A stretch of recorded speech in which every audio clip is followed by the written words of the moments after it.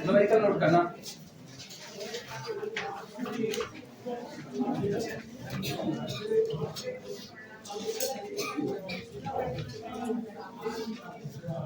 Problem. Which of the following set of vectors? Which of the following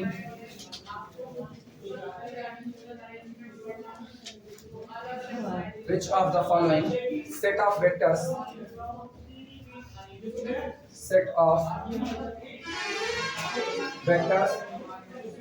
from R3 over R are linearly independent? नीचे कुछ set दिए जा रहे हैं और कह रहे हैं ये सेट के जितने भी हैं ये सारे के सारे R3 over R से लिए गए, R3 over R से लिए गए। बताना है नीचे दिए गए सेट में कौन से सेट लीनियरली इंडिपेंडेंट है और कौन से सेट लीनियरली डिपेंडेंट है। पहला सेट दिया जा रहा है, पहला कलेक्शन है 1 2 4, पहला सेट। दूसरा सेट हमें दिया जा रहा है 1 2 4, अगला 2 4 6, ये हो गया। अगला दिया जा रहा है थर्ड 1 2 4 2 4 6, 7 8 9। चौथा सेट दिया जा रहा है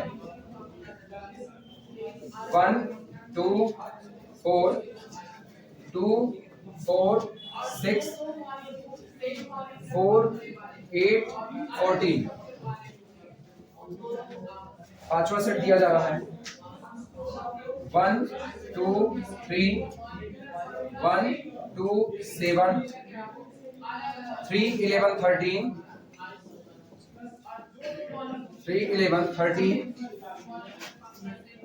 5 17 19।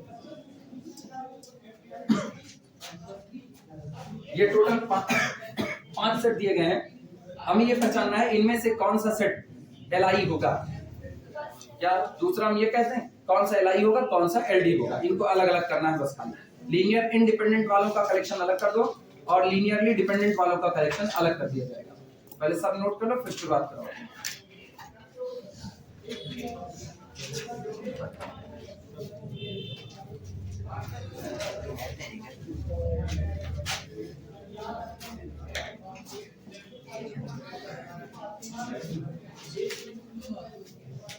लिख देना तो बताना।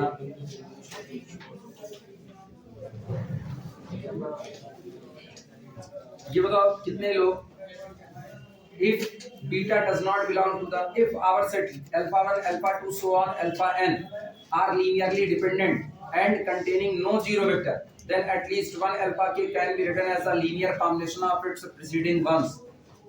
ये कितने लोग दोहराए थे?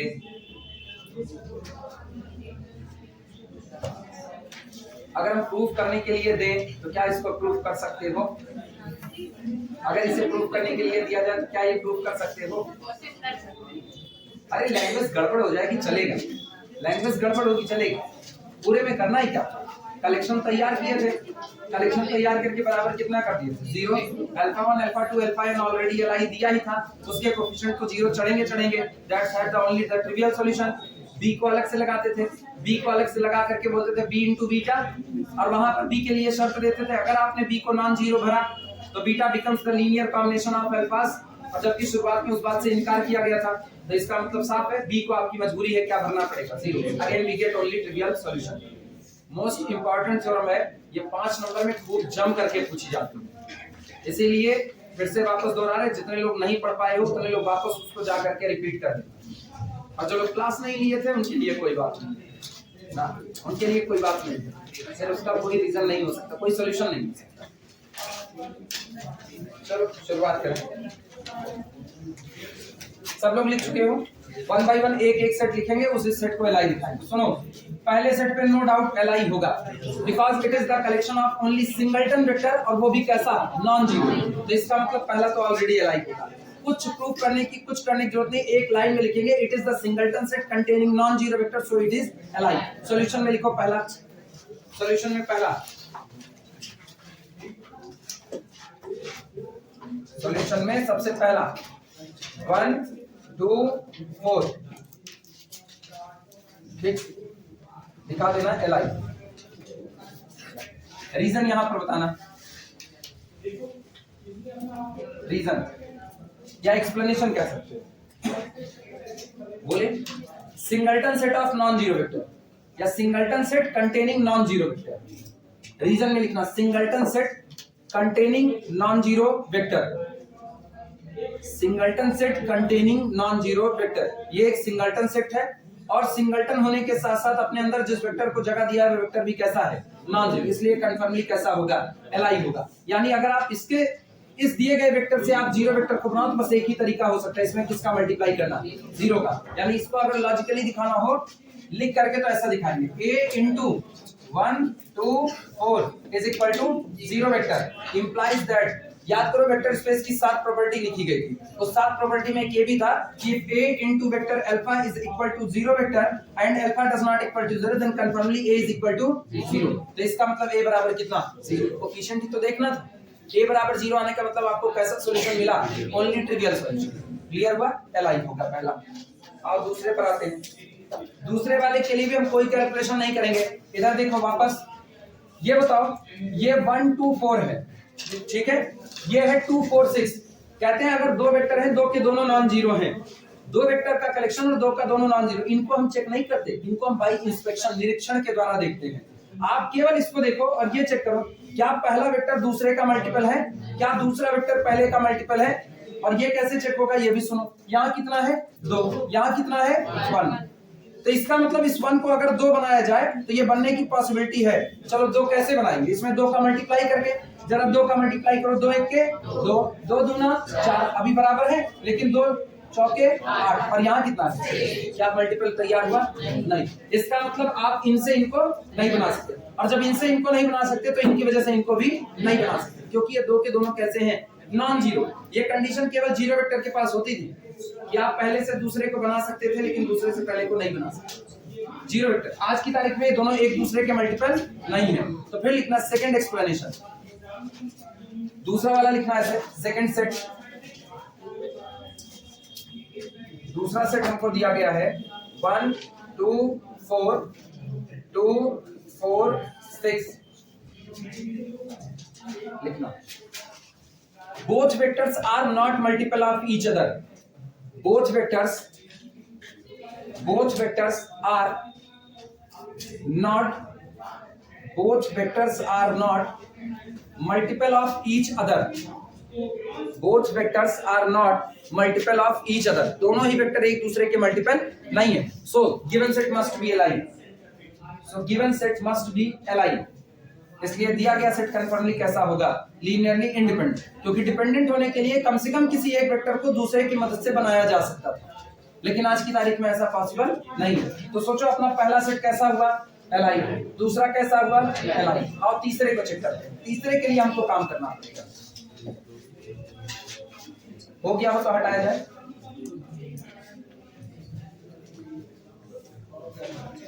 तीसरे के लिए लिख करके पूरा कैलकुलेशन दिखा।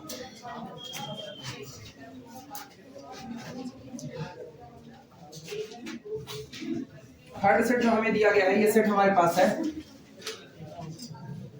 थर्ड, ये अपने पास है कलेक्शन ऑफ 1 2 4, अगला है 2 4 6, अगला मेरे पास होगा 7 8 9।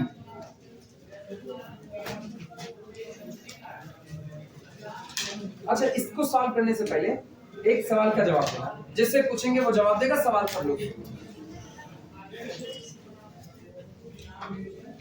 किसी सेट के सबसेट निकाले गए और वो सबसेट एलआई आए, किसी सेट के सबसेट निकाले गए और वो सबसेट एलआई आए, ठीक, तो क्या वो सेट खुद भी एलआई रहा होगा, जरूरी नहीं है। अच्छा, किसी सेट के जितने सबसेट थे सब निकाले गए और सबके सब एलआई है, किसी सेट के जितने सबसेट थे वो सारे निकाले गए और सब के सब एल आई आए, वो सेट भी एल आई रहा होगा। कंफर्म, ये बात याद रखना। ठीक, हमको लगा तो कहीं ऐसा ना हो कि सब सारे के सारे वाली वर्डिंग मिस कर दो और कह दो हाँ हो जाएगा ना। ये बात है कि एक्चुअली ना मेन क्या होता है, जब आप कहते हो ना किसी सेट के जितने सबसेट थे सब निकाले गए, तो याद करो किसी भी सेट का सबसेट वो सेट खुद भी होता है। और जब हम कह रहे हैं ना कि आप जितने सबसेट निकाले वो सब एल आई आए, तो इसका मतलब जो आपका सबसे बड़ा मेन सेट है उसको भी हमने एल आई की गारंटी दे दी है, तो आपका सेट तो ऑलरेडी एल आई होगा ही होगा। फिर वापस समझना जो लोग नहीं समझ पाए, एक सेट में वेक्टर लिया गया है अल्फा 1, अल्फा 2, अल्फा 3 और कितना अल्फा, ये 4 तक ले रहे हैं। ठीक, हम कह रहे हैं इस सेट के जितने सबसेट हैं सबके सब एल आई हैं। तो बताओ इसका पहला सबसेट कौन होगा, 5, दूसरा सबसेट सिंगलटन अल्फा 1, फिर सिंगलटन अल्फा 2, फिर सिंगलटन अल्फा 3 और फिर कितना सिंगलटन अल्फा। हम कह रहे हैं इसके जितने पॉसिबल सबसेट आप निकालोगे सारे एल आई आएंगे, तो ये सारे लोग कैसे एल आई हैं। फिर दो वेक्टर का कलेक्शन आएगा अल्फा 1 अल्फा 2, ये भी कैसा एल आई। फिर alpha 1 alpha 3 L I, alpha 1 alpha 4 L I. आपकी ये दोनों फिर ये दोनों पेयर सारे एल आई। अच्छा, इसके बाद दो खत्म होने के बाद फिर 3 का पेयर करोगे और 3 भी खत्म होगा तो किसका करोगे, 4 का, और 4 का एक ही आएगा अल्फा 1 अल्फा 2 अल्फा 3 और अल्फा 4। और कोई भी सेट अपना खुद का क्या होता है सबसेट, और हम कह चुके हैं जितने सबसेट आप निकालोगे सबके सब एल आई। तो ऑलरेडी इस सबसेट को भी एल आई कह दिया कि नहीं, और यही तो मेरा मेन सेट।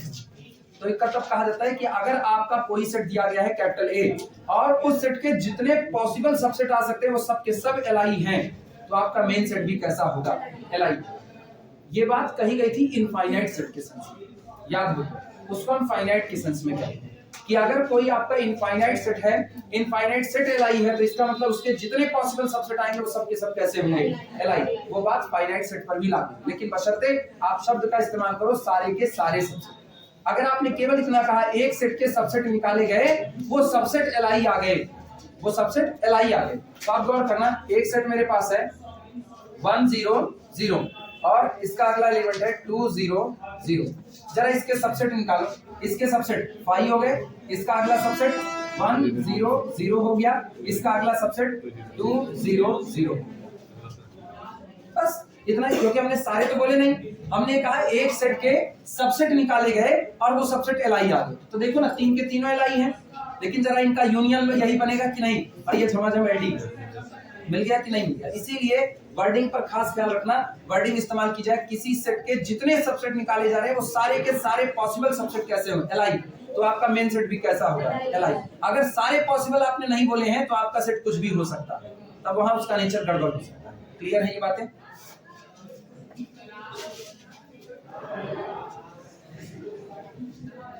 आओ इस सेट को चेक करते हैं, हमारा ये दिया गया सेट एल आई है या नहीं। सॉल्यूशन, पहले हम तुमको जनरल मेथड दिखाते हैं, जो जनरल मेथड जिसका इस्तेमाल करके आप हर बार लिखोगे एग्जाम, क्योंकि एग्जाम में नंबर लेना है, लेकिन जब टाइम कम बच जाए तब भी नंबर लेना है, तब के लिए फिर शॉर्टकट आएगा। तो शॉर्टकट बाद में करेंगे, पहले जनरल मेथड। जितने वेक्टर दिए जा रहे हैं ये आपका कौन है, अल्फा 1, ये कौन अल्फा 2, ये कौन अल्फा 3। इन सब का लीनियर कॉम्बिनेशन बना करके तैयार करो किसको, जीरो वेक्टर को। एक इक्वेशन बना, वो इक्वेशन कैसा, बराबर क्या रखा, जीरो वेक्टर, होमोजीनियस हुआ। होमोजीनियस का सॉल्यूशन निकालो। अगर आपको ओनली ट्रिवियल सॉल्यूशन मिलता है, मतलब सारे कोएफिशिएंट बराबर कितने, 0, तो आपका सेट कैसा होगा, एल आई। अगर आपको नॉन ट्रिवियल मिलता है तो एल डी हो जाएगा। मतलब तुम चैप्टर कौन सा सॉल्व कर रहे हो, मैट्रिक्स का तीसरा चैप्टर, होमोजीनियस नॉन होमोजीनियस की सॉल्विंग। हम शुरुआत करते हैं। Let C1 into alpha 1 plus C2 into alpha 2 plus C3 into alpha 3 is equal to, सारे वेक्टर किसके हैं, सारे वेक्टर कहां से लिए गए, R3 ओवर R से, और R3 में ओरिजिन कौन है, 0 0 0, यानी जीरो वेक्टर रखा जाएगा 0 0 0।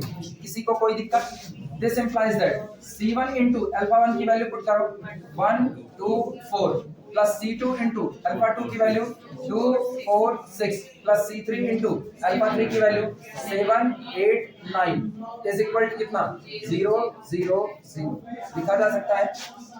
अब यहाँ से थोड़ा सा दिमाग चलाओ, तेजी से कैलकुलेशन आगे बढ़ा सकते हो यहाँ से, लेकिन फिर भी जिनका नहीं चलता है तेजी से उनके लिए भी धीमे वाला रास्ता है, गलती ना करो बस खाली। इधर गौर करना, जिनका दिमाग धीमा चलेगा, इसमें शर्म की बात नहीं है, मेरा खुद का धीमा चलता है, बाकी जान सकते हो। इसको लिखेंगे 1 into C1 plus 2 into C2 plus 7 into C3 is equal to कितना 0। यानी हम इस तरह से बना रहे हैं 1 into C1 plus 2 into C2 plus 7 into C3। क्या ये पहला कोऑर्डिनेट बना? अगला देखना 2C1, फिर अगला कौन 4C2 प्लस के साथ, फिर अगला कौन प्लस 8C3, अगला बोलो 4C1, फिर कितना प्लस 6C2 प्लस 9C3। ठीक, ये और बराबर किसके हो जाएगा 0 0 0। लेकिन दो ट्रिपलेट आपस में बराबर है, इसका मतलब उनके करस्पॉन्डिंग एंट्रीज आपस में बराबर है। अब जिनको दिक्कत लगे वो पहले ये पूरी लाइन लिखेंगे और जिनको ना लगे वो सीधे इक्वेशन लिखेंगे। यानी हम यहां से चाहे तो यहां स्विच करें और चाहे यहां से सीधे यहां आ जाए। और अब हम यहां पर सीधे लिख रहे हैं, देखना 1 into C1 plus 2C2 plus 7C3 बराबर 0। यानी कि C1 plus 2C2 plus 7C3 बराबर कितना हो गया 0। सीधे लिखेंगे 2C1 plus 4C2 plus 8C3 बराबर 0। यानी 2C1 plus 4C2 plus 8C3 बराबर कितना 0। और लास्ट में 4C1 plus 6C2 plus 9C3 बराबर कितना। क्या homogeneous system of linear equation बन गया कि नहीं बन गया? वेरिएबल कौन है C1 C2 C3, इन्हीं वेरिएबल का मान निकालना है।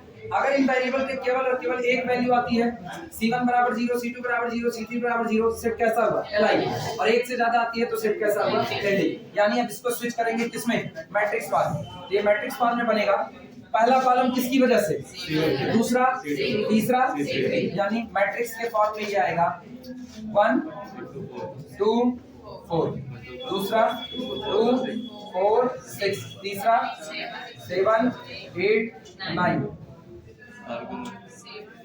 C1 C2 C3 बराबर। अब इसके बाद आर्गुमेंटेड मैट्रिक्स बना करके सॉल्व करना है, लेकिन टाइम कम बच जाता। ये तो तब है ना जब आपको शुद्ध शुद्ध पूरा पूरा नंबर लेना है, तब आप एग्जामिनर को हर बात दिखाओ। वो थोड़ी जान रहा है तुम कहां से कैसे क्या मैट्रिक्स ला दिए, उसको सारी बात को दिखाओ। ठीक है, उसको सब पता है तुम मैट्रिक्स कैसे बना रहे, लेकिन फिर भी वो तुमसे चाहता है तुम एज ए स्टूडेंट हो कि चीजें साफ सुथरी लिखो। अब गौर करना, अगर मुझे टाइम कम पड़ गया लेकिन नंबर तो चाहिए चाहिए, तब का हाल देखना 1 2 4 चेक करो 1 2 4 पहला कॉलम 1 2 4 2 4 6 2 4 6 7 8 9 7 8 9 मिल गया कि नहीं मिल गया।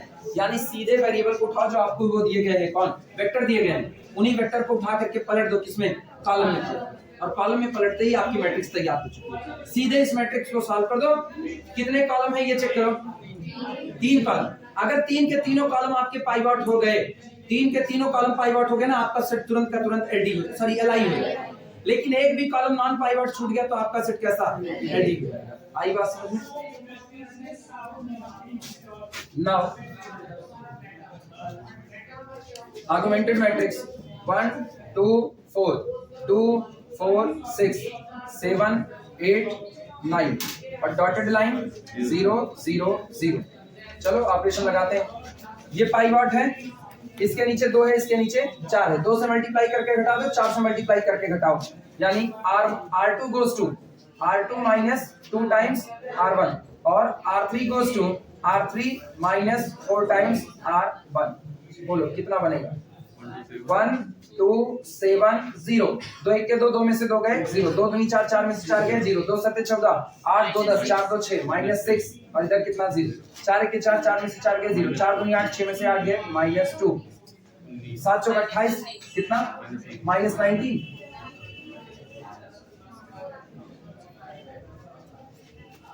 तैयार हुआ? मेरे ख्याल से मैट्रिक्स 3 के 3 पाइवॉट दे चुकी है। अभी नहीं, अभी चेंज करना पड़ेगा, देगी ये पूरे 3 के 3। अगला काम करो इनको फ्लिप करना। इनको फ्लिप करोगे ये ऊपर जाएगा और नीचे, यानी दिस इज इक्विवेलेंट टू, यहां लिख रहे हैं ऑपरेशन लगा रहे हैं R2 goes to R3 और R3 goes to R2। ये बनेगा 1 2 7 0। अगला 0 -2 -19 0 0 0 -6। That's the Islam form. क्या पहला कॉलम पाइवॉट, क्या दूसरा कॉलम पाइवट, क्या तीसरा कॉलम पाइवट, तीनों पाइवट। अपने को अब कुछ नहीं मिलने वाला, बस एक सॉल्यूशन, C1 बराबर 0, C2 बराबर 0, C3 बराबर 0। क्लियर हुआ? पहले नोट कर लो तब आगे लिखा है। इसीलिए कहते हैं ना वो पूरा पीछे वाला मैट्रिक्स का चैप्टर इधर काम देता है, यहीं से वो चल चुका है।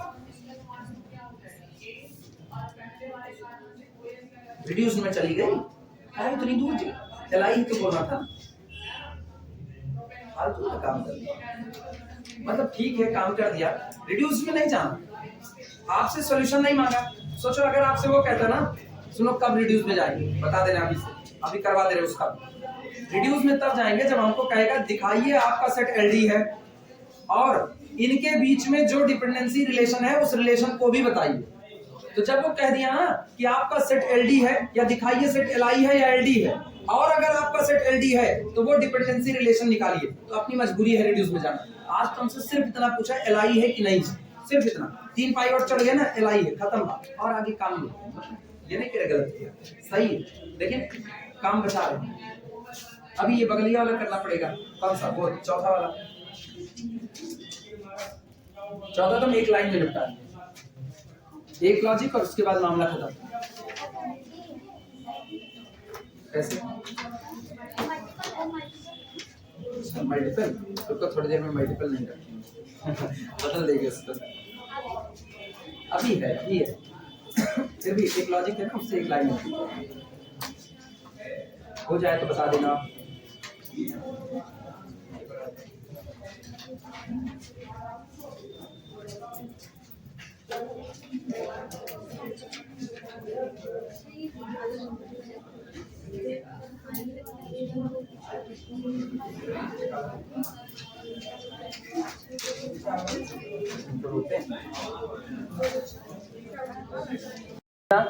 Here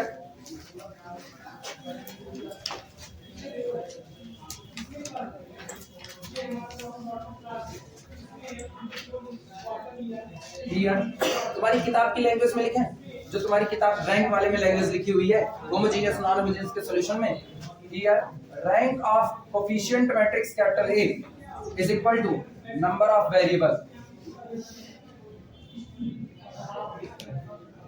तुम्हारी किताब ये लिखती है किसी होमोजेनियस के लिए अगर मैट्रिक्स की रैंक और नंबर ऑफ वेरिएबल दोनों आपस में बराबर हो गए, we get only the trivial solution, ठीक, that is equal to 3। So या हम अपनी भी लैंग्वेज लिख दें, अपनी मतलब डेविड सी लिख दें, दैट इज अर्थात all three columns becomes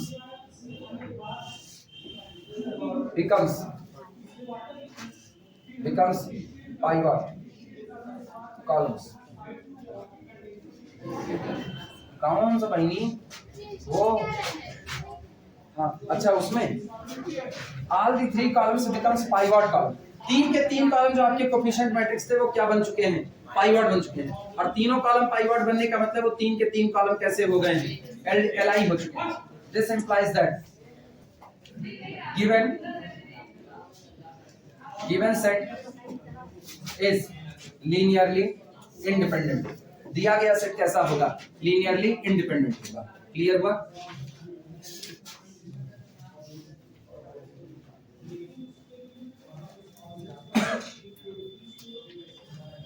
ये याद रखना, जितने वेक्टर दिए गए हैं, ठीक है, 10 वेक्टर दिए गए हैं तो जाहिर सी बात है कितने कॉलम तैयार होंगे, 10 वेक्टर दिए गए हैं तो कितने कॉलम, 10 कॉलम। हर कॉलम से हर वेक्टर से एक कॉलम बनता। अल्फा 1 से पहला कॉलम बना था, याद आया? अल्फा 1 इस तरीके से दिया गया था, पलट के कॉलम बना दिए। अल्फा 2 से दूसरा, अल्फा 3 से तीसरा, अल्फा 4 से चौथा, तो 10 है तो 10 कॉलम बनेंगे। अगर आपके 10 के 10 कॉलम पाइवट हो गए ना, तो इसका मतलब तय हो चुका है कि आपका दिया गया सेट कैसा होगा, एलआई। और अगर एक भी नॉन पाइवट छूट गया तो इसका मतलब आपका सेट क्या हो चुका है, एलडी। और अगर वो एलडी हो गया तो उसके बीच में रिलेशनशिप आ चुकी है, डिपेंडेंसी की एक रिलेशनशिप होल्ड करेगी। क्लियर है ये बातें? आओ अगला देखते हैं, चौथे पर। हाँ जाना है, जाओ। ये पता है ना, ये पूरा काम है। हाँ मतलब ये जाने रखना, कॉपी से ही कंप्लीट करना पड़ेगा, वीडियो हम नहीं देंगे। हाँ ये हम पहले ही बता दे भाई, क्या धोखे में रहे आदमी। वो जब हम दे करके देखे ना, देने, अरे जाओ यार तुम्हारी बात नहीं, हाँ हाँ हाँ जान रहे हैं ना, जाओ तुमको रोक नहीं रहे, हम दे करके देखे, हम तो दिए सहूलियत में, अब घुस गई अंदर में लापरवाही, तो क्या करें, हम अपना नाम ही खराब ना, अपना नाम है नहीं, मेरा नाम नहीं खराब होगा। यहाँ बाहर निकलोगे कौन पढ़ाया था, अनुभव पढ़ाया था, अनुभव पढ़ाया, कुछ पढ़ाई भी नहीं किए थे, सारा बार बस यहीं तक रहता है। पूर्ण जगत है, आप पूर्ण जगत में ना मास्टर बह गए हैं, बच्चे तो बह ही गए, दोनों बह गए। कौन, हाँ सारे एक जैसे नहीं, तो सबको एक नंबर नहीं नाप रहे, लेकिन मान के चलो 80% मास्टर बह गए हैं, 80% स्टूडेंट बह गए, 20% बचे हुए, भाई 20% ना धीमे धीमे धीमे धीमे चल,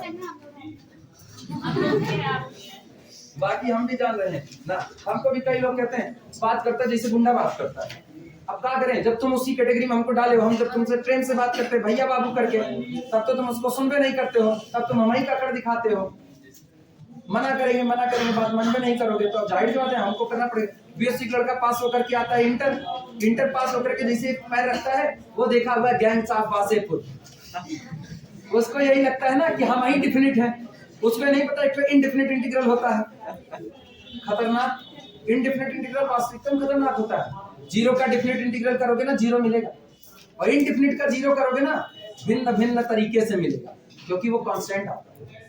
तो इनडेफिनिट ज्यादा खतरनाक होता है डेफिनेट से ज्यादा, डेफिनेट तो निश्चित है, इनडेफिनिट अनिश्चित, मतलब गैंग ऑफ वासेपुर भी आप देखोगे ना तो गणित नजर आएगी। चौथा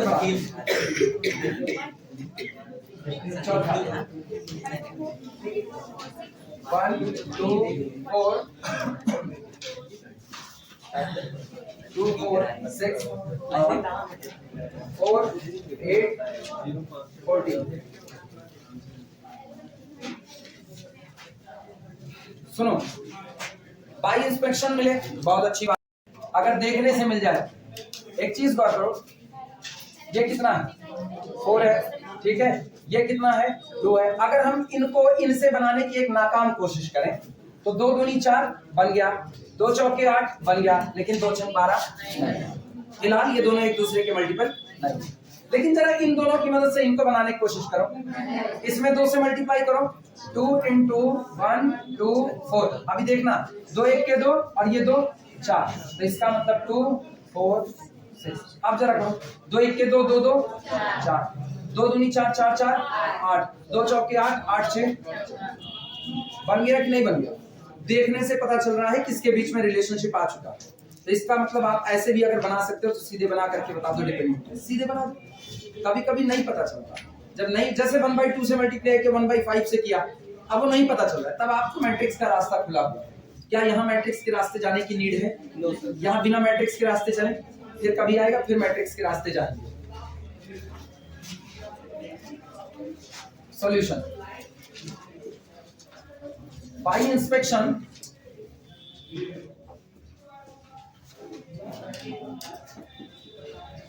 बाई इंस्पेक्शन वी गेट, निरीक्षण से हमें ये पता चलता है कि जो मेरा तीसरा वाला वेक्टर है थर्ड, ये 2 into, इसको करें अल्फा 1, इसको करें अल्फा 2 और इसको करें alpha 3, 2 into 1 2 4 plus 1 into 2 4 6 is equal to 4 8 40, that is अर्थात 2 into vector alpha 1 plus 1 into vector alpha 2 is equal to कितना alpha 3। सुनो, आ जाओ वहां पर जहां पर हम लोग ट्रिवियल नॉन ट्रिवियल की बात करते हैं, जरा सबको इधर खींचो। दिस इंप्लाइज दैट, या यहीं तो पहले ही लिखे, this implies that set is LD. लिखना चाहे तो यहीं पर लिख दें कि मेरा एक वेक्टर बाकी बचे दोनों वेक्टर के लीनियर कॉम्बिनेशन में लिखा जा सकता है, इसलिए मेरा सेट कैसा होगा, एलडी होगा। लेकिन अगर इससे भी ऊपर उठना चाहे, ट्रिवियल नॉन ट्रिवियल की बात करें, तब देखना 2 into vector alpha 1 plus 1 into vector alpha 2 और इसको इधर लाओगे तो प्लस माइनस 1 into कितना अल्फा 3 और बराबर कितना, सोचो जीरो वेक्टर बना तो रहे लेकिन कोफिशिएंट सारे कैसे रखे, नॉन जीरो। क्या ये नॉन ट्रिवियल सॉल्यूशन की गारंटी है कि नहीं? क्योंकि जीरो रखने से तो बनता ही बनता। इसका मतलब our equation has non trivial solution, so our set must be linearly dependent. चाहो तो ऊपर से बोल दो, चाहो तो नीचे से, जहां तुम्हारी मर्जी। क्लियर है? और करके लिखते हैं और this implies that our set या above equation has non trivial. सुनो ये ऑप्शनल है, लिखो चाहे ना लिखो, हम केवल इसको वहां से जोड़ रहे हैं कि आप ट्रिवियल नॉन ट्रिवियल की भी बात कर सकते हो। Our equation has non trivial solution. और जब ये नॉन ट्रिवियल सॉल्यूशन रखेगा, this implies that collection of alpha 1, alpha 2 and alpha 3 must be linearly dependent. ये हर हाल में कैसा होगा? लीनियरली डिपेंडेंट होगा।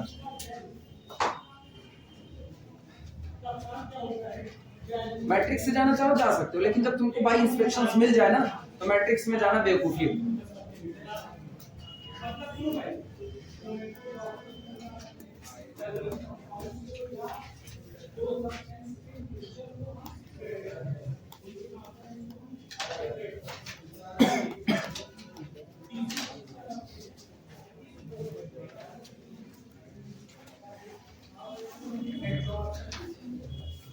कोई मुश्किल?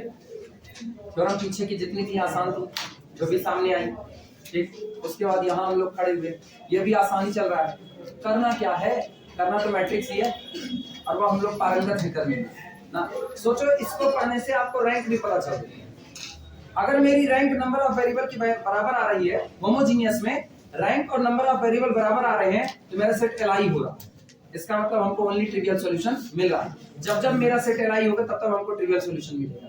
सारी बातें आपस में कनेक्टेड है कि नहीं? इस चैप्टर को पढ़ रहे हो, समझ लो, वाला रिवीजन करो, उसके बाद में देखो चाहे ना देखो, कोई जरूरत नहीं इसको देखने की। हटाया जाए इसको। सब लोग लिख चुके, आओ अगले वाले पर चलते हैं।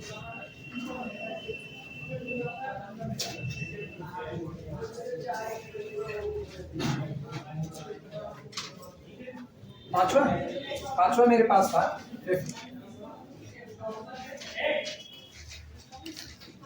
1 2 3 1 2 7 3 11 13 5 17 19।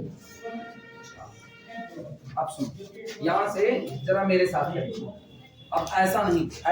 अब अपने को अगर किसी ने ये पूछा ना, 2 1/2 3 3 1/3 4 2/3 4/9 11/14 16/3 15/9 21/7, ये भी किसी ने पूछा ना, अपने बिना सोचे समझे बोलेंगे एलडी, बिना सोचे समझे ना। नहीं, एक्चुअली है क्या, इसकी जो मेन थ्योरी है, if our set contain more vector than the entry in the vector, if our set contain more vector than the entry present in the vector, आपके वेक्टर के अंदर में जितने एंट्री प्रेजेंट है, कितने एंट्री प्रेजेंट है, आपके सेट में जितने वेक्टर प्रेजेंट है, अगर उनकी संख्या मौजूद वेक्टर की संख्या नंबर ऑफ एंट्री से ज्यादा बैठेगी, आपका सेट हमेशा एलडी होगा, हमेशा एलडी। रीजन, जरा कॉलम तैयार करो, क्या वेक्टर हैं? 4। अगर इसमें 4 वेक्टर है, तो इसका मतलब पहला कॉलम बनेगा किसकी वजह से, दूसरा बनेगा, तीसरा बनेगा और चौथा बनेगा अल्फा 4 की वजह से। 4 कॉलम बन गए। रो कितनी बनी? 3। ये बताओ रैंक किसकी तरफ शिफ्ट होती है, मैक्सिमा या मिनिमा? रैंक शिफ्ट किधर होती है? मिनिमा की तरफ, ठीक। इसका मतलब अब दूसरी बात सुनिए, पाइवट किधर शिफ्ट होता है, मैक्सिमा या मिनिमा? अगर मेरे पास 18 गुणे 12 की मैट्रिक्स है, 18 गुणे 12 की मैट्रिक्स, तो मेरे पास 18 पाइवट नहीं आ सकते, क्योंकि एक रो एक कॉलम में एक ही पाइवट चढ़ेगा, और सारे के सारे कॉलम पाइवट हो भी सकते हैं और नहीं भी। तो या तो मेरे पास मैक्सिमम 12 पाइवट आएंगे, या तो मैक्सिमम 12 आएंगे, और या तो 12 से कम। 13 पाइवट तो आने की गुंजाइश ही खत्म, क्योंकि अगर आप 13 पाइवट की बात करते हो, तो 13 पाइवट आने का मतलब है किसी एक रो या किसी एक कॉलम में 2 पाइवट आना, जो पॉसिबल नहीं है। हर रो हर कॉलम में एग्जैक्टली कितना पाइवट चल सकता है? एक, बस एक ही चल सकता है। क्लियर हुआ? अब ये सोचो, अगर हम इसको बनाएं जो हमें दिया गया है, सोचो इसको हम सीधे बना रहे हैं, 1 2 3 1 2 7 3 11 13 5 17 19 बन गया। कितने गुणे कितने की है? 3 क्रॉस 4। 3x4 की मैट्रिक्स में अगर हम रैंक के थ्रू बात करें तो इसकी जो रैंक होगी less than or equal to कितना होगी 3। क्लियर है? अच्छा, less than or equal to 3 में चलो बहुत अच्छा दिन मानते हैं अपनी रैंक 3 आ गई, अपनी रैंक 3, यहाँ पाइवट मिल गया, ये पाइवट मिल गया, ये पाइवट, ये फ्री छूट गया कि नहीं छूट गया? और याद करो होमोजीनियस में एक भी कॉलम फ्री छूटा तो आपको कितने सॉल्यूशन, इनफाइनाइटली मैनी सॉल्यूशन मिले कि नहीं मिले? इसका मतलब जीरो वेक्टर कंस्ट्रक्ट करने के तरीके के, एक से ज्यादा तरीके। तय हो गया? सेट आपका कैसा हुआ? सॉल्व करने की जरूरत है, खत्म। सॉल्व तो तब करेंगे ना जब हमसे मांगेगा कि डिपेंडेंसी रिलेशन निकाल करके दिखाइए कि इनके लोग आपस में किस डिपेंडेंसी रिलेशन से जुड़े हुए हैं, तब सॉल्व करेंगे, उसके पहले सॉल्व नहीं करेंगे। समझ में आई बात? एक लाइन में लिखा जाएगा since our set contain more vector than the number of entries present in the vector so our set must be linearly dependent. Clear हुआ? मैट्रिक्स से लगा दें? नो सर, क्या ऐसी हो, मतलब अभी भी तुरंत निपटाना चाहते हो, अभी रिलेशन निकलवाते हैं। लिखो लिखो लिखो, this set contain more vector, this set contain more vector, this set contain more vector, this set contain more vector than number of entry, more vector than number of entry present in each vector. This set contain more vector than number of entries present in each vector. ये set ज्यादा vector contain करता है, किससे ज्यादा?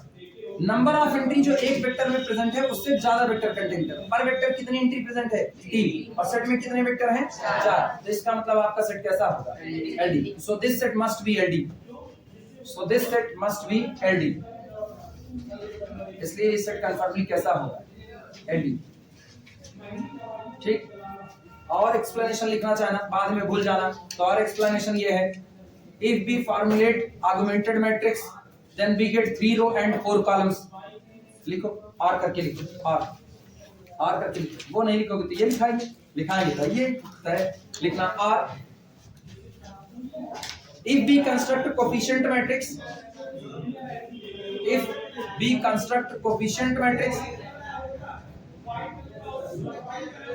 if we construct coefficient matrix, we have only 3 row and 4 column, we have only 3 row and 4 column, we have only 3 row and 4 column। हमारे पास 3 रो होगी और कितने कॉलम होंगे? 4 कॉलम। ठीक, this implies that at most, अधिक से अधिक, at most 3 columns becomes pivot, at most 3 columns becomes pivoted, at most 3 columns becomes pivoted। इसका मतलब है अधिक से अधिक कुल कितने कॉलम पाइवट हो सकते हैं? 3 ही पाइवट हो सकते हैं। that is at least 1 column must be non pivoted, कम से कम एक नॉन पाइवट जरूर होगा। at least 1 column must be non-pivot।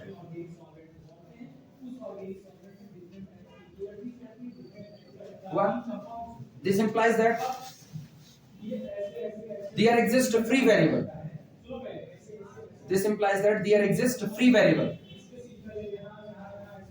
and hence we get non-trivial solution। Implies that there exists free variable, there must exist a free variable and hence we get a non-trivial solution, और इसलिए हमको non-trivial solution मिलेगा ही मिलेगा। ये pivot के आधार पर कही गई बात है।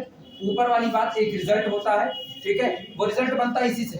और ये जो लाइन है ना, ये डेविड सीले की लाइन है। जो ऊपर वाली लाइन बोले हैं कि अगर आपके पास नंबर ऑफ वेक्टर ज्यादा हो और एंट्री की संख्या कम हो, ये डेविड सीले अपनी बात में लिखे, अपनी किताब में लिखे हुए हैं। उन्होंने सबसे पहले यही बता दिया कि आप बाय इंस्पेक्शन इस बात को बता सकते हो कि अगर आपके वेक्टर R4 से आ रहे हैं, गौर करना, आपके वेक्टर कहां से आ रहे हैं? R4 से, तो कितनी एंट्री रखेंगे? 4 एंट्री रखेंगे। जब सारे वेक्टर 4 एंट्री रखेंगे, अब गौर करना, मेंबर हम चुन रहे हैं सारे के सारे अल्फा आई हमने चुने किससे? R4 ओवर R से चुने, और हम सेट बना रहे हैं। सेट में जब तक मेरे पास केवल अल्फा 1 है, LILD कुछ भी हो सकता है। सुनना, LILD कुछ भी हो सकता है, आप कम पर कोई नेचर नहीं बता सकते हो जब तक चेक ना करो। आइदर एल आई और एल डी। अगर अल्फा 1 जीरो हो गया तो क्या बनेगा? L D. अगर ये नॉन जीरो हुआ तो एल आई। अल्फा 1 अल्फा 2 दो वेक्टर का कलेक्शन, 4 एंट्री, लेकिन वेक्टर की संख्या कितनी? 2। अभी भी कम है कि नहीं है? 4 एंट्री है और 2 वेक्टर है, कम है। अभी भी एल आई एल डी कुछ भी हो सकता है, आप कुछ नहीं बता सकते। अगर इन दोनों में से कोई भी एक जीरो हुआ तो कैसा हो गया? L D. और दोनों एक दूसरे के मल्टीपल हो गए तो अभी एल डी हो गए, और दोनों एक दूसरे के मल्टीपल ना हुए तो एल आई। क्लियर है ये बात है? अच्छा, फिर अगला ला रहे हैं अल्फा 1 अल्फा 2 अल्फा 3। बोलो कितनी कितनी एंट्री है सबके पास? 4, लेकिन वेक्टर कितने हैं? 3। आइदर एल आई और एल डी, कुछ भी पॉसिबल है, चेक करना पड़ेगा। अच्छा, अब हम ले रहे हैं अल्फा 1 अल्फा 2 अल्फा 3 अल्फा 4। सब R4 से आ रहे हैं। कितनी एंट्री के वेक्टर हैं? 4। और कुल कितने वेक्टर हैं? May be L I may be L D. लेकिन अब की बात अल्फा 1 अल्फा 2 अल्फा 3 अल्फा 4 और जैसे भरा अल्फा 5 एल डी। अब दुनिया इसको रोक नहीं सकती है एलडी होने से। मतलब 4 के ऊपर चढ़ते ही गारंटी है आप क्या हो चुके हो? एलडी हो चुके हो। अब मेरे साथ साथ बोलना, का कहरा की तरह रखना। ये बताओ, वेक्टर लिए जा रहे हैं R 2021 ओवर R से। साल 2021 चल रहा है ना, चलो साल 2021 की बात कर लेते हैं। R 2021 ओवर R से लिए जा रहे हैं और सेट लिया गया है। इसका सेट की जो कार्डिनलिटी दी जा रही है, मतलब सेट में नंबर ऑफ एलिमेंट की संख्या, वो दी जा रही है सामने मौजूद 5050 महाराज। ठीक, एल आई और एल डी? एल डी हो गया। 2021 के ऊपर निकल गए। ठीक है, अच्छा अब की बार बोलना, अगले साल में चले गए 2022। अब R 2022 ओवर R से ले रहे हैं और टोटल वेक्टर का कलेक्शन हम ले रहे हैं may be L I may be L D. एक भी कम हुआ ना, may be L I may be L D खेल जाता। अब चेक करना पड़ेगा, बिना चेक किए नहीं होने वाला है। अभी बोलो may be L I may be L D. मतलब हम इन शॉर्ट कहते हैं दुनिया 2 हिस्से में बढ़ चुकी है। इस दुनिया में तबाही नहीं आ सकती जिस दिन capital S is the subset of R 2022 over R और कह दिया cardinality of S less than R equal to 2022, तो ये एल आई भी हो सकता है और एल डी भी हो सकता है। क्लियर हुआ? लेकिन अगर हम कह दें कि यही कैपिटल S सबसेट तो है R 2022 ओवर R का सबसेट तो है, लेकिन सामने वाले इनके कार्डिनलिटी ऑफ कैपिटल S 2021। अभी बोलो may be L I may be L D. अभी भी may be L I may be L D, ये पॉसिबिलिटी बचा के रखे। बराबर हो गया तो एल आई हो सकता है कि नहीं हो सकता? अभी मस्ट बी एल डी। ये पता चला? इसी तरीके से इसमें काम होता है।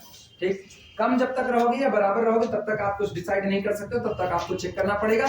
ऊपर निकल गए तो जाहिर सी बात है आप देवता बन चुके हो, अब आपको कोई रोक नहीं सकता है।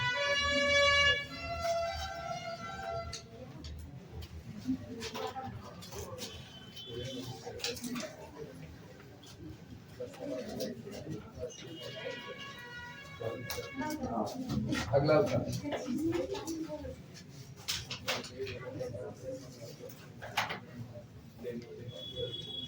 अच्छा, ये वाली बात लिखा दें, रिमार्क करके ये बात लिखा दें कि अगर आपको ऐसे अल्फा 1 अल्फा 2 अल्फा n दिए जा रहे हैं तो अल्फा 1 से पहला कॉलम बना लो, अल्फा 2 से दूसरा, अल्फा 3 से तीसरा, सो इस तरीके से कॉलम बना लो।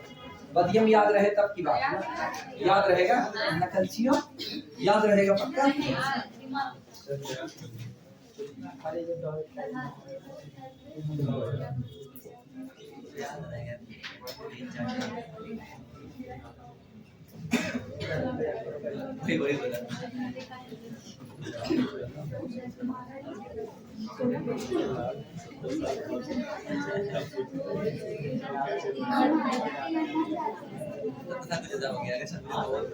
कंक्लूजन लिखना है इस सारी बात पे।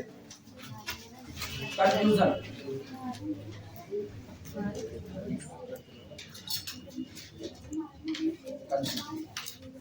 इस पूरे न्यूमेरिकल को देख करके निष्कर्ष ये निकलता है कि अगर आपकी जो भी मैट्रिक्स, आपको जो भी सेट दिया गया है, ठीक, आपको जो भी सेट दिया गया है उस सेट से आप एलिमेंट को लेकर के एक मैट्रिक्स बनाते हो।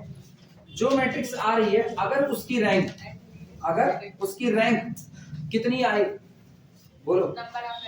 3 वेक्टर हमने आपको दिए, अल्फा 1, अल्फा 2, अल्फा 3। अगर रैंक भी 3 आ गई तो सेट को क्या कह दिए थे? और रैंक अगर 3 से ज्यादा आई तो क्या कह दिए? रैंक 3 से ज्यादा नहीं हो सकती, ये हो सकती है? नहीं हो सकती। अरे इसमें नहीं हो सकती, इसमें आर्गोड का देंगे तो 3 से ज्यादा नहीं हो सकती। कंक्लूजन जनरल में लिखा जा रहा है ना, पर्टिकुलर में थोड़ी, तुम लोग पर्टिकुलर ही सोचते हो। अपने को वेक्टर दिए जा रहे हैं, तो वेक्टर है collection alpha 1, alpha 2, alpha 3, so on, इस तरीके से चलते हुए अल्फा। ये रहा। जिस दिन इससे मैट्रिक्स को बनाया जाएगा, और ये सारे वेक्टर लिए कहां से जा रहे हैं? सारे वेक्टर लिए जा रहे हैं आर एन ओवर आर से। आर एन ओवर आर से मतलब सबके पास कितनी कितनी एंट्री पड़ी है? एन एंट्री और एन वेक्टर तय हो गया। अगर मेरी रैंक एन आ गई तो मेरा सेट कैसा होगा? और अगर मेरी रैंक एन से कम आ गई तो एलडी होगा। यानी अगर हम इनसे लेकर के मैट्रिक्स बनाते हैं, मान लिया capital A is equal to matrix बनती है alpha 1, alpha 2, so on alpha n. ये बना। इफ यदि rank of matrix capital A less than n, अगर ये लेस देन एन हुआ, implies that LD set. Set कैसा हो गया? LD. If rank of matrix capital A is equal to कितना? एन, तो this implies that LI set हो गया। अब तक मामला ठीक ठाक था, लेकिन but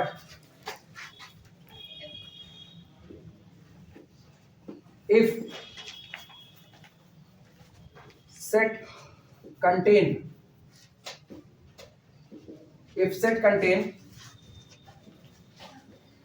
more vector than Rn, then n, अगर मेरा सेट n से ज्यादा वेक्टर कंटेन करे, सोचो n से ज्यादा वेक्टर कंटेन करने पर रैंक n आ जाए ना, तब भी मेरा सेट क्या बना रहेगा? तुरंत एलआई निकलता है।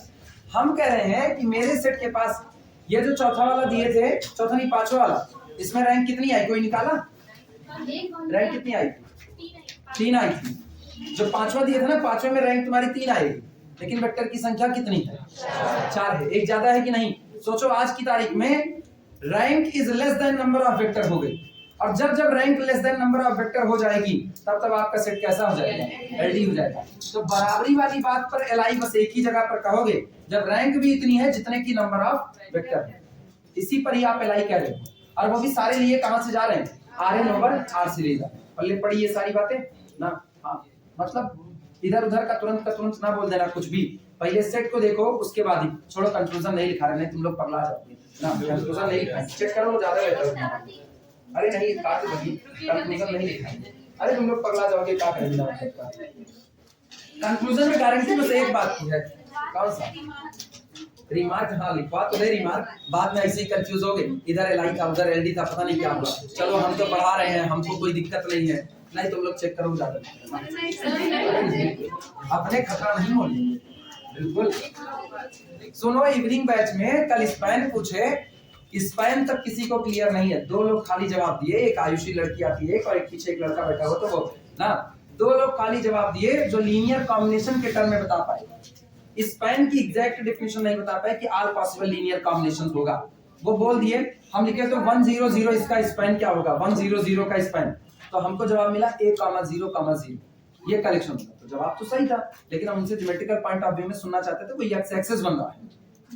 तुम लोग अलग थोड़े हो, पूछने की बात है, बस खाली तुमको थोड़ा सा ज्यादा टाइम देते हैं, इसलिए क्योंकि अपने लास्ट में पढ़े हुए हैं, तो ज्यादा टाइम देते हैं, तो 20 एग्जांपल लेके समझा लेते हैं, तो तुम्हारा दिमाग थोड़ा ज्यादा चलता है। उधर फुकरन खान घुसना पड़ता है, हड़बड़ घुसे, उसके बाद फिर भग करके निकल आई। कंडीशन तो ये बनी, तो उनको तो समझ नहीं आता है। 45 मिनट की क्लास में वो भी कुत्तों की तरह बैठ करके बस खाली सुन सकते हैं, हम भी कुत्तों की तरह भौंक सकते हैं। वास्तविकता में 45 मिनट की क्लास में यही हालत है। अपने लास्ट में इसलिए अपने इत्मीनान से हैं, अदरवाइज नहीं। अब मॉर्निंग में फिजिक्स में लोग ज्यादा हैं, तो वो लोग मॉर्निंग आ नहीं सकते हैं, तो इसीलिए वो लोग इवनिंग में पढ़ रहे हैं। तो इमाम वाली कंडीशन है।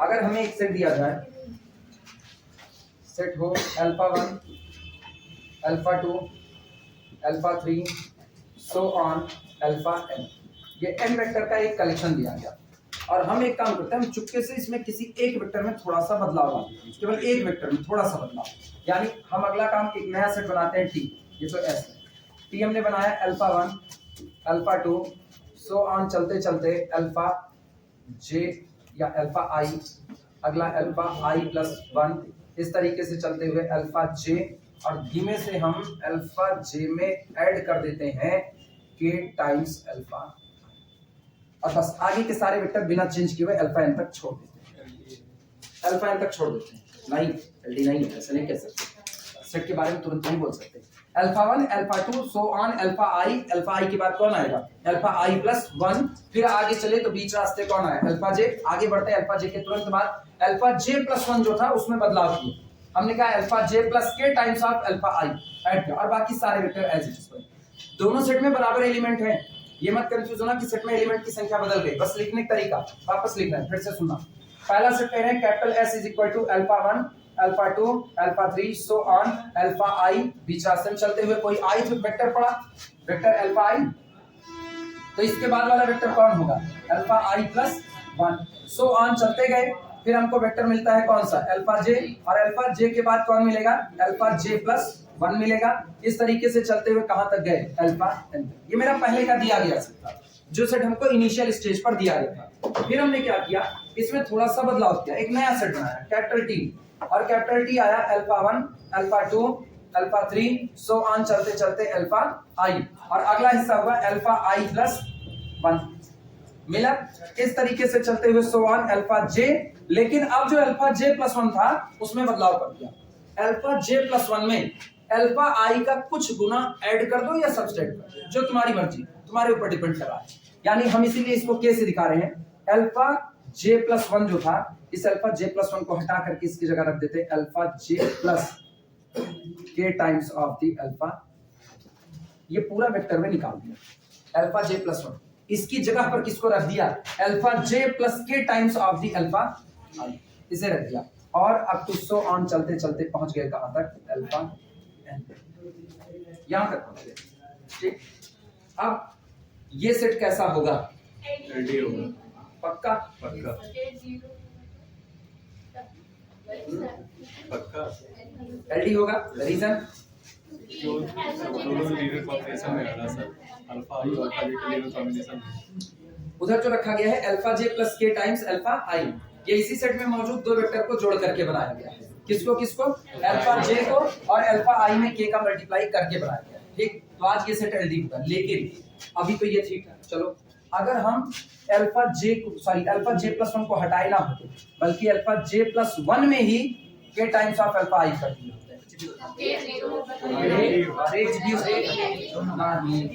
टाइम दिए तुम लोग, हम वीडियो रोक रहे हैं। हाँ 5 मिनट हमारे हैं, 5 मिनट सोच करके जवाब दो, कुछ क्या नहीं। अगर तुमको ये कंफ्यूजन हो रही है, अल्फा j को तो हम केवल इसलिए लिखे हुए ना कि हम अगला टर्म अल्फा j प्लस 1 बताना चाहते थे, और चूंकि j भी फिक्स नहीं है, j प्लस 1 भी फिक्स नहीं है, कहीं भी हो सकते हैं, तो अगर हम इसको और जनरलाइज लिखना चाहेंगे ना, तो हमको ये भी नहीं लिखने की दरकार है, ये तो तुम्हारी समझ के लिए इतना लिख ले, फिर सुनना, फिर बदल रहे हैं, हम ऐसा भी नहीं लिखे, हम और जनरलाइज लिखे, हम केवल इतना लिखे कैपिटल S की बजाय हम कैपिटल T बना रहे हैं, कैपिटल T इज इक्वल, कुछ नहीं किया, जो सेट ऊपर था डिट्टो वही सेट नीचे किया, बस एक एंट्री में चुपके से बदलाव कर दिया, alpha 1, alpha 2, alpha 3 so on, low alpha i में ऐड कर दिया, अल्फा i में ऐड कर दिया, या अल्फा i को छोड़े हो, सो ऑन अल्फा j में ही ऐड कर दिया k टाइम्स अल्फा i, और सो ऑन अल्फा n, सब अपनी जगह थे, किसी में कोई बदलाव नहीं किया, केवल अल्फा j में धीमे से एक बदलाव कर दिया कि अल्फा j में अल्फा i का k गुना ऐड कर दिया, और सेट का बिहेवियर नहीं पहुंचोगे, मैट्रिक्स भूल गए ना, मैट्रिक्स याद होती ना अभी तुरंत पहुंच जाते, अभी भी इसीलिए बताया हर कॉलम किसकी वजह से बनता है, हर कॉलम किसकी वजह से बनता है, अरे अल्फा 1, अल्फा 2, अल्फा n की वजह से बनता है, अगर कैपिटल S Li होगा तो ये सेट भी Li होगा, अगर कैपिटल S LD होगा तो ये सेट भी LD होगा, दोनों साइमल्टेनियसली साथों साथ चलेंगे। If capital S is Li then this set must be Li, if capital S is LD then this set must be LD। यही हाल होता है। यानी इसको रिजल्ट को अगर हम पर्टिकुलराइजेशन एग्जांपल पर लेकर आए तो गौर करना, एक सेट हम ले रहे हैं एग्जांपल में, देखना capital S is equal to 1 0 0, ठीक। अगला ले रहे हैं 0 2 0, अगला ले रहे हैं 0 0 3। बोलो सेट एल आई और एल डी? एल आई है ना।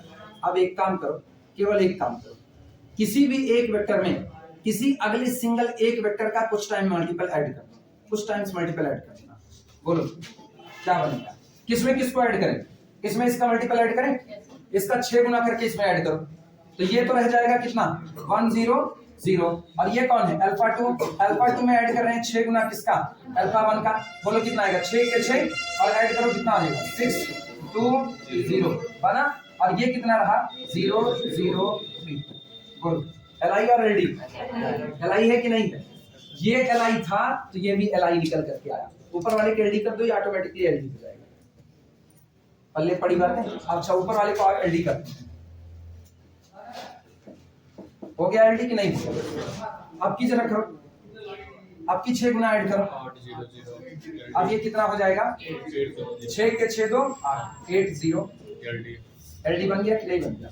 इसीलिए कहते हैं कि अगर आपको कोई सेट दिया गया है, उस सेट में आपने केवल और केवल किसी एक वेक्टर में, हम ढेर की बात अभी नहीं करें, केवल और केवल किसी एक वेक्टर में अगले किसी वेक्टर का कुछ टाइम्स का मल्टीपल ऐड कर दिया या सब्सट्रैक्ट कर दिया, तो जो नया सेट बन रहा है इसका नेचर पुराने सेट पर डिपेंड करेगा। अगर पुराना वाला सेट एल आई था तो नया वाला सेट भी कैसा होगा? L I. अगर पुराना सेट एल डी था तो नया वाला भी सेट कैसा होगा? एल डी होगा। और ये प्रूफ होता है मैट्रिक्स, ये पूरा का पूरा मैट्रिक्स से प्रूफ होता है। अगर आप मैट्रिक्स में पाइवॉट का खेल जानते हो तो आप इसको प्रूफ कर सकते हो, अदरवाइज नहीं कर सकते हो। आई बात समझ। लेकिन खैर तुमको हम ये रिमार्क भी नहीं लिखा, वास्तविकता इसलिए नहीं ना, अरे इतने लेवल पर तुम्हारी यूनिवर्सिटी भी नहीं खेलेगी, इतने पर खेलेगी नहीं। अच्छा तुमको दिया जाएगा 3 वेक्टर 4 वेक्टर का collection L I L D check करने का, ये तो अपने रिजल्ट को ना बड़े जल्दी जल्दी निपटाने के लिए है।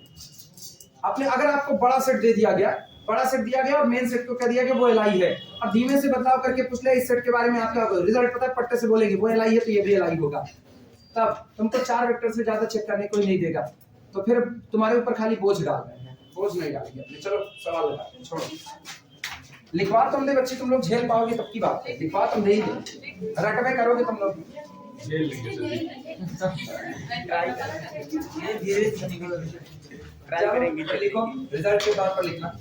रिजल्ट बहुत अच्छा है, एक सेट का नेचर पता है, दूसरे का नेचर आप बता रहे हो उसके आधार पर, यही है। इसको ना कंपैरिजन भी बोल सकते हो एक हिसाब से। मेन सेट को कंपेयर कराओ नए बने हुए सेट से, अगर मेन सेट एल आई है तो नया हुआ सेट कैसा होगा? L I. Main set L D है तो नया बना सेट कैसा होगा? L D. कौन सा? डबल स्टार करके एक रिजल्ट प्रूफ देने का, हमको प्रूफ भी देंगे। If capital S is equal to, collection है vector alpha 1, vector alpha 2, vector alpha 3, चलते चलते so on vector alpha i, फिर चलते चलते so on vector alpha j, और so on vector alpha n. ये आपका मेन सेट है। एंड कैपिटल टी नया बना रहे हैं, capital T is equal to new set, ये होगा अल्फा 1, अल्फा 2, अल्फा 3, इस तरीके से चलते हुए सो ऑन अल्फा आई, ठीक, सो ऑन चलते चलते धीमे से अल्फा जे में बदलाव करो। अल्फा जे में हम ऐड कर दे रहे हैं के टाइम्स अल्फा आई, के टाइम्स अल्फा आई, और बस बाकी लोगों को छोड़ देना अल्फा एन। मतलब पूरे सेट में 20 ठोर लोगों पर बदलाव नहीं किया, केवल कितने पर बदलाव किया गया? एक पर। और सुनो अल्फा आई अल्फा जे हम इसलिए चुने ना, जनरल एलिमेंट है, मतलब आप किसी पर भी बदलाव कर सकते हो, किसी पर भी। अगर मेरा पुराना सेट दिया गया है अल्फा 1, अल्फा 2, अल्फा 3, अल्फा 4 और कितना अल्फा 5, और हम नया सेट, हमको किसी ने कहा नया सेट हम आपको दे रहे हैं अल्फा 1, अल्फा 2, अल्फा 3 प्लस 2 गुना अल्फा 4, और बाद यहाँ अल्फा 4 अल्फा 5, कहीं भी कुछ भी एक जगह बदलाव कर दो। अगर किसी ने कहा ये एल आई है तो आप इसको गारंटी दो ये भी कैसा होगा? L I. अगर ये एल डी है तो ये भी कैसा होगा? L D. आई बात समझ में? इसीलिए अल्फा आई और अल्फा जे लिखा गया, जनरल एलिमेंट लिखना। देन तब ऐसे मामलों में then capital S and capital T are simultaneously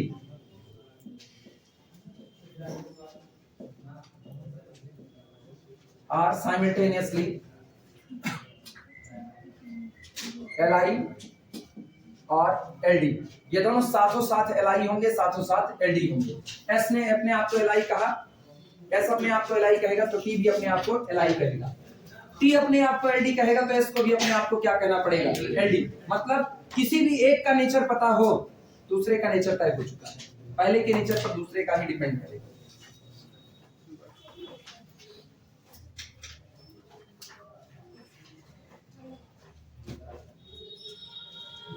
proof बहुत इजी है, केवल समझ की बात है, सिर्फ समझ की बात है, समझना इत्मीनान से, क्योंकि रटने से ज्यादा बेहतर होता है उस चीज को समझ लेना। सर S और T आपस में इक्वल है? हाँ, S और T नहीं बराबर का सेट में एलिमेंट तुमने बदल दिया, तुमने क्या किया, यहाँ अल्फा जे था, यहाँ तुमने अल्फा जे में कुछ टाइम्स ऐड कर दिया, एलिमेंट बदल गया, एक भी एलिमेंट बदल गया तो सेट आपस में बराबर नहीं है, नंबर ऑफ एलिमेंट बराबर है, कार्डिनलिटी दोनों सेट की बराबर है, कार्डिनलिटी बराबर है। अच्छा अब जरा मेरे साथ बने रहो, ये बताओ उधर उधर मतलब इधर, ये बताना पहला वाला सेट लेना जहां हम लोगों ने चुना हुआ था, पहला वाला बोलो जिसमें टपल आए थे, टपल 1 2 4 1 2 4, अच्छा रहने दो, हम लिख देते हैं 2 3 2, अगला लिख देते हैं 4 2 1, यही था। जरा गौर करो, जिस दिन इससे हम लोग मैट्रिक्स बनाते थे, मैट्रिक्स का किस्सा क्या होता था, तो मार्कर एकदम रद्दी रद्दी मिल गए हैं, सब बेकार है, पतले वाले, नया है नहीं, सब नया है लेकिन सब पतले पॉइंट का मार्कर है, सब एकदम रद्दी है, ठंडी में पतले पॉइंट का मार्कर इंक नहीं उतार पा रहा है। सुनो, जिस दिन इससे मैट्रिक्स बनाएंगे, मैट्रिक्स क्या करेंगे, पहला कॉलम 1 2 4, दूसरा कॉलम, तीसरा कॉलम 4 2। एक चीज तुम लोग गौर करो, एक चीज, क्या पहली रो यही है कि नहीं, क्या दूसरी रो ये है कि नहीं, क्या तीसरी रो वो है कि नहीं, इसका मतलब अगर आपने पहला वेक्टर अल्फा 1 चुना तो पहली रो उसी के से बनी हुई थी कि नहीं थी, अल्फा 1 का जो ट्रिपलेट था उसी से आपने पहली रो बनाई, अल्फा 2 का जो ट्रिपलेट था पूरा उठा करके ऐसे रख दिया, जैसा नजर आ रहा है वैसा ही रख दो, तो आप पहली रो बना रहे हो किसकी वजह से, अल्फा 1, दूसरी रो बन रही है किसकी वजह से, और तीसरी बन रही है, इतनी बातें क्लियर है। अब हम कह रहे हैं कि हम धीमे से किसी एक में चेंजिंग कर रहे हैं, एक में चेंजिंग, किसमें करें, इसमें, जिसमें कहो उसमें चेंज करें, बोलो किसमें करें, अल्फा 2 में, अल्फा 2 में किसका कितना गुना ऐड करें, बोलो, पहले का क्या गुना, 2 गुना ऐड करें, तो इसका मतलब सोचो, अब जो नई मैट्रिक्स बनेगी उसका हाल देखना, नई मैट्रिक्स सुनो, नई मैट्रिक्स में अल्फा 1 तो एज इट इज रहेगा, तो अल्फा 1 तो उतर जाएगा, 1 2 और कितना 4 उतर गया, आप इसमें चेंज कर रहे हो, इसमें आप इसका 2 गुना ऐड कर रहे हो, बोलो इसका 2 गुना, 2 1 के 2 और 2 2 4, तो इसका मतलब यहाँ क्या उतरेगा, अगला बोलना 2 दूनी 4 3, यहाँ क्या उतरेगा 2 चौके और 8 2, नया वेक्टर ये बनता कि ना बनता, तो जब नया वेक्टर मतलब नया बना हुआ सेट मेरा ये होता, गौर करना, नया सेट होता 1 2 4, और आपने कहा 2 3 2 में ऐड कर दो 2 गुना किसका 1 2 4 का, तो वास्तविकता में ये बनता कितना, ये बनता 4 7 10, यही बनता कि नहीं, और गौर करो सेकंड रो 4 7 10, क्लियर। क्या आपने थर्ड वेक्टर को कोई बदला, third vector as it is रह गया, कितना 4 2 1,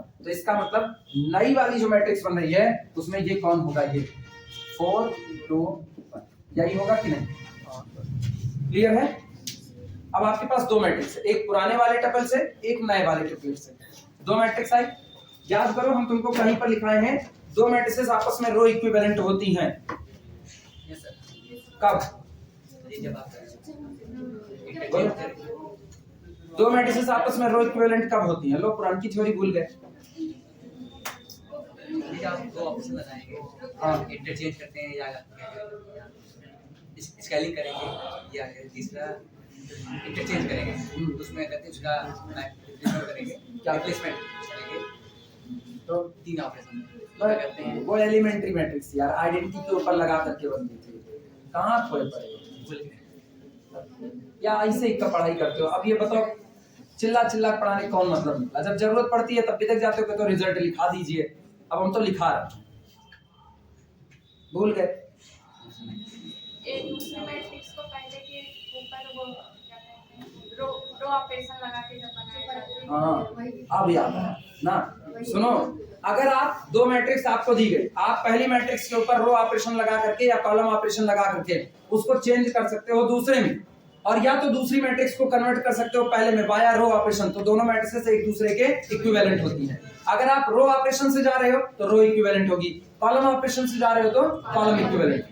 दो मैट्रिसेस अगर आपस में इक्विवेलेंट हैं, याद रखना, अगर दो मैट्रिसेस आपस में रो इक्विवेलेंट है तो दोनों की रैंक पक्का आपस में कैसी होगी, बराबर। ये बताओ क्या तुम इस मैट्रिक्स के ऊपर रो ऑपरेशन लगा के ये बना सकते हो?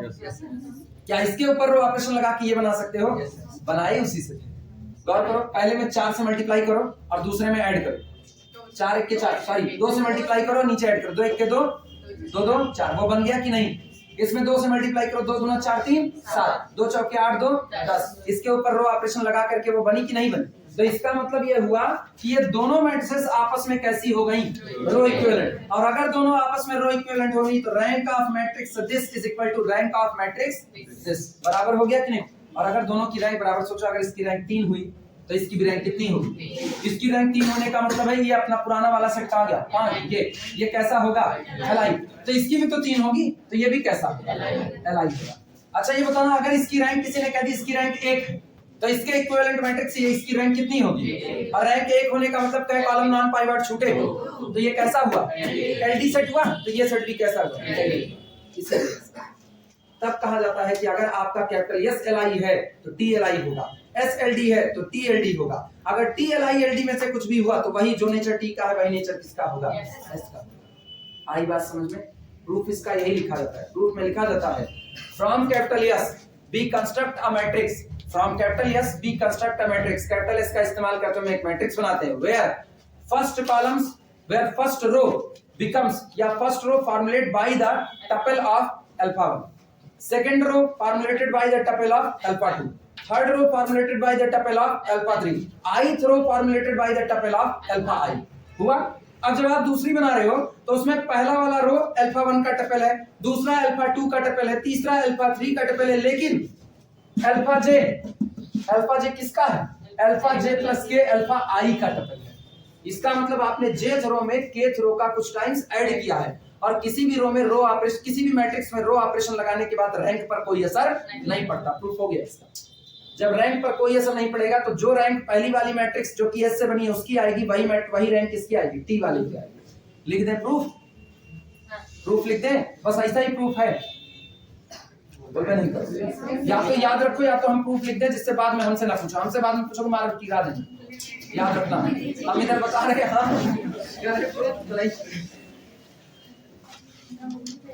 बाद में कॉपी लेके हमारे पास ऑफिसर जी जो बताए हुए थे याद नहीं आ रहा है तो थोड़ी ना बताएंगे, इसीलिए हम अभी कह रहे हैं प्रूफ लिखना, लिख लो।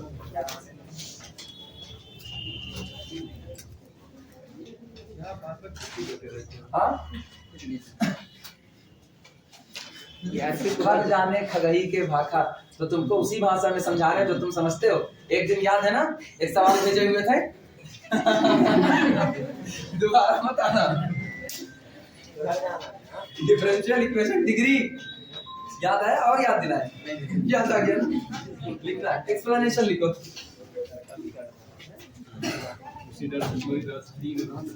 हाँ एक्सप्लेनेशन लिखना। Matrix for capital S, matrix for capital S, capital S के लिए मैट्रिक्स बना रहे हैं। ये याद रखना, ये बातें हम टपल के केस में बोल रहे हैं, ठीक है? और यही जनरलाइजेशन होता है। मैट्रिक्स फॉर कैपिटल एस, ध्यान देना। Capital A is equal to, matrix कैसे बना रहे हैं वो सुनना, सारे लोग ध्यान दो मैट्रिक्स पे। हम सिर्फ और सिर्फ यहाँ स्टार लिख रहे हैं क्योंकि मेरे पास कोई एंट्री है नहीं। Star star star so on star.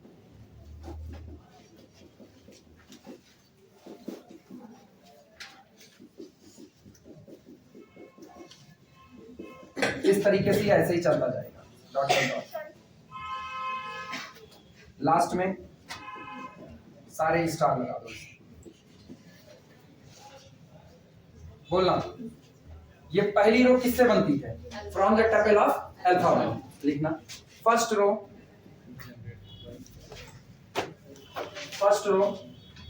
सीधे लिखो, first row is tuple of alpha 1, first row tuple of alpha 1। पहली रो अल्फा 1 का टपल होती है, second row tuple of alpha 2, जो आपकी दूसरी रो होती है ये अल्फा 2 का टपल होती है। ठीक, इस तरीके से चलते हुए इन जनरल यहां पर लिखें, यहां पर ith throw tuple of alpha ith row जो होगी वो किसका टपल होगी? अल्फा आई का। तो इस तरीके से आगे बढ़ते जाए अप टू सॉल्व, ऐसे डॉट डॉट डॉट लगा दें, आगे बढ़ते हैं। यहां पर लिख रहे हैं j throw tuple of alpha j, और जो जे थ्रो होगी वो टपल होगी किसकी? अल्फा जे की। टोटल कितने वेक्टर लिए हैं? कितने वेक्टर? n vector. तो यहां पर ऐसे ही चलते हुए लास्ट वाले के लिए लिख देना nth रो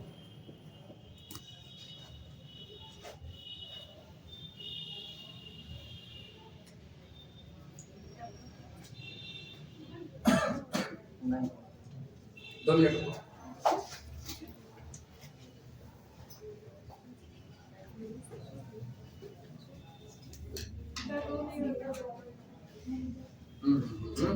दो मिनट, 1 मिनट ऊपर ध्यान देना, इधर गौर करो। एग्जाम्पल मान लो हमने सेट लिया 1 2 3 4 2 1 3 2 1 4 2 2 3 2 1, ये लिया से। अभी बताओ ये कौन है? अल्फा 5। कितने लोग हो गए? अल्फा 5। हाँ सर, अब जरा देखना, जब मैट्रिक्स बनाएंगे अच्छा फिर फोड़ लीजिए अल्फा 5। जब मैट्रिक्स बनाएंगे अगर हम इनको कॉलम से बनाते हैं तब का हाल देखना। कॉलम से ये बताओ पहला पूरा का पूरा उठ करके कॉलम बनेगा। ये बताओ कितनी रो चढ़ेगी? 3 रो, यानी 1 2 3। दूसरा वाला आएगा तो 4 2 1। तीसरा आएगा, चौथा, पांचवा, कितने कॉलम? कॉलम कितने आए? रो कितनी आई? 3। क्लियर है? अच्छा, अब आना, अब की बार हम करें पूरी की पूरी पहली रो बन रही है अल्फा 1 की वजह से। पूरी पहली रो टपल ऑफ अल्फा 1 कितना? 1 2 3। अगला कौन? 4 2 1। अगला कौन? 4 2। अगला कौन? 3 2 1। अभी रो की संख्या कितनी और कॉलम की संख्या? बगल में उसको भी बना 1 2 3। अगला कौन? 4 2 1 3 2 1 4 2 2 3 2 1। यही बना क्या? जो ये मैट्रिक्स है इसी का ट्रांसपोज बगल वाला है कि नहीं? इसी का ट्रांसपोज है। और अगर याद हो rank of A is equal to rank of A transpose. अपने तो रैंक की बात कर रहे हैं, सॉल्यूशन थोड़ी ना निकाल रहे हैं। अंतर पता चला? जब हम ये बनाते हैं कौन सा, जब हम दिए गए वेक्टर को पलट देते हैं किसमें? कॉलम में, तो हम सॉल्यूशन निकालने की बात कर रहे हैं, तब ऐसा बनाएंगे। लेकिन जब तक आपको केवल ये बात पता करनी है कि दोनों की रैंक सेम आनी चाहिए, दोनों की रैंक सेम आएगी तो दोनों का नेचर भी कैसा होगा? एक जैसा होगा।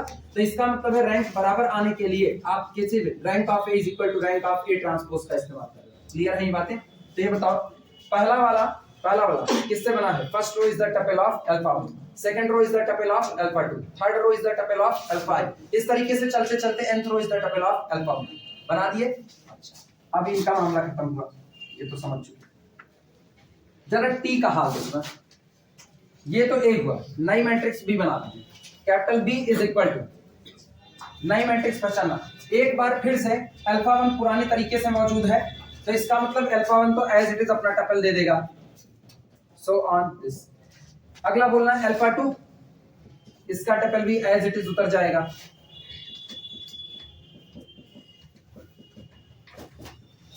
अल्फा 3 के लिए भी एज इट इज। ये बताओ अगर हम इसको लिखना चाहें तो हम क्या लिखेंगे?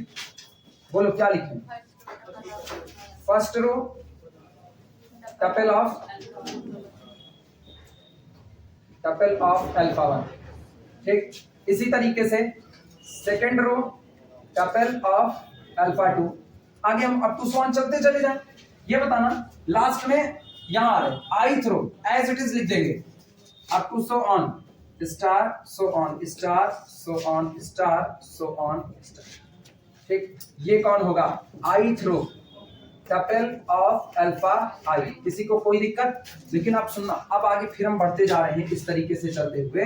जब हम जेथ लिख रहे हैं तो जेथ का हाल जानना। जेथ का हाल क्या बनेगा? ये वो नहीं होगा जो पुराने तरीके से। आज जे में क्या जुड़ चुका है? के टाइम्स ऑफ अल्फा आई। तो ये टपल बनेगा किसका? अल्फा जे प्लस के टाइम्स अल्फा आई का। तो यानी कि ये चढ़ेगा सो ऑन स्टार। इसको क्या लिखोगे? अल्फा जेथ रो इज टपल ऑफ किसका? अल्फा जे प्लस के टाइम्स ऑफ द अल्फा आई। ये इसका टपल। अब बाकी आप टू छोड़ देना ऐसे ही। बनाओ फटाफट इस मैट्रिक्स को। सारा काम रैंक से ही होना है, कंफ्यूज मत होना। टपल बनाने में और वो रो कॉलम बनाने में कंफ्यूज ना होना। यहाँ कॉन्सेप्ट लग रहा है रैंक ऑफ ए बराबर रैंक ऑफ ए ट्रांसपोज, उसी से सॉल्व करना है।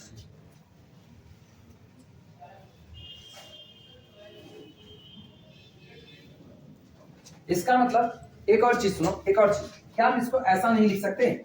ऐसा नहीं लिख सकते। जेथ रो इज टपल ऑफ, ध्यान से सुनना, tuple of alpha J plus के टाइम्स टपल ऑफ अल्फा आई। सही या गलत? टपल ऑफ अल्फा जे भी मौजूद है और उसमें के गुना जुड़ करके मौजूद है टपल ऑफ किसका? अल्फा आई का मौजूद है। क्लियर है? अब मेरे पास ना बड़ा सिंपल सा रास्ता है। अभी हम आगे चल करके बस एक रो ऑपरेशन दिखाएंगे। बी ट्रांसफॉर्म आरजे, क्या लिखेंगे? RJ goes to RJ minus K times of the R I. अच्छा पहले तुम लोग लिखो, पहले लिखो। झूठे कहते हो लिखा दीजिए, लिखा दीजिए। तुम लोग संभाल नहीं पाते उस बात को।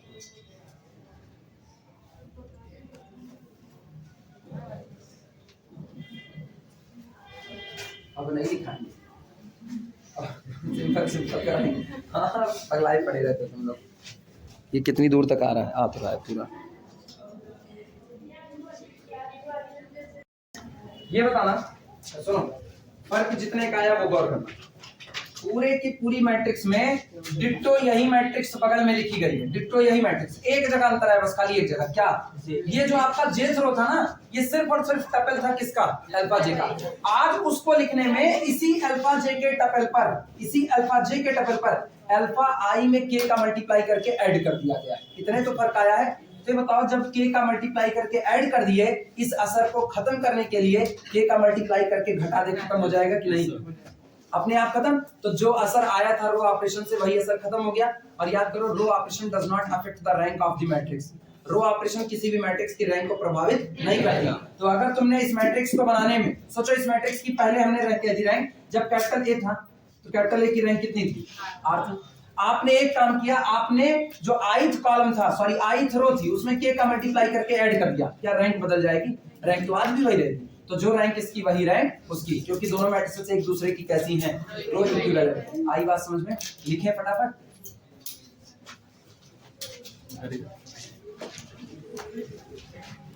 चल लिखने की शुरुआत।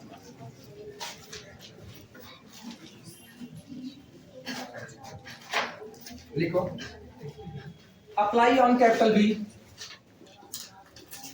Apply on capital B. ये जो मैट्रिक्स कैपिटल बी बनी है, इस पर रो ऑपरेशन अप्लाई करें। कौन सा?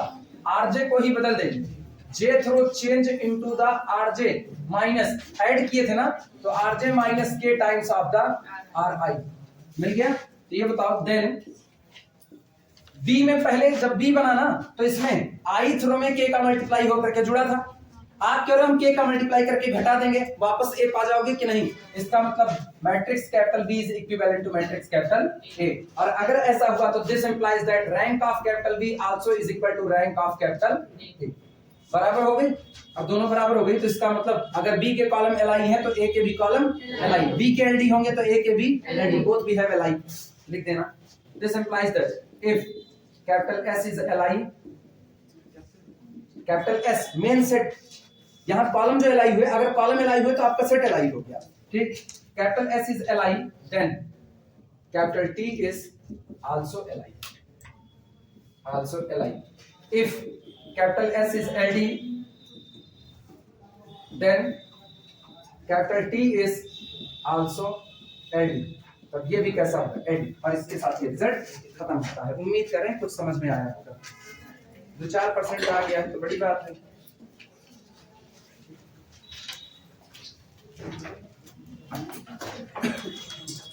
ठीक, इसी पर इनको रोक दो।